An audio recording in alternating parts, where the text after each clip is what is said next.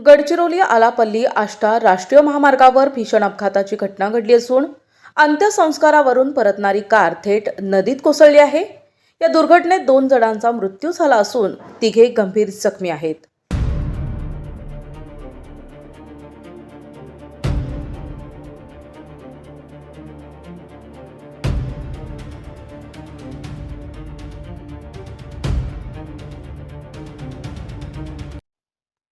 नागेपल्ली येथील रहिवासी रवींद्र तंगडपल्लीवार यांच्या अंत्यसंस्कारानंतर नातेवाईकांना घेऊन परतणारी चारचाकी कार खमनचेरू बोरी दरम्यान दिना नदीवरील पुलावरून खाली कोसळली। मंगळवारी दुपारी ही दुर्घटना घडली आहे।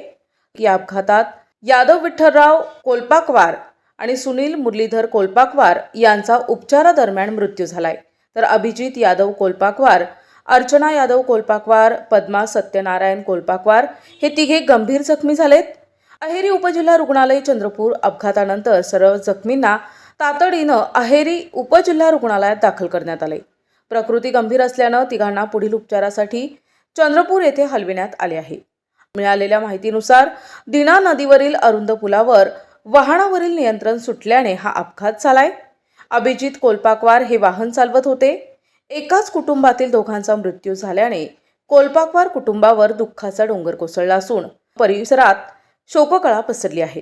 या घटनेनं पुन्हा एकदा महामार्गावरील सुरक्षेचा प्रश्न ऐरणीवर आलाय।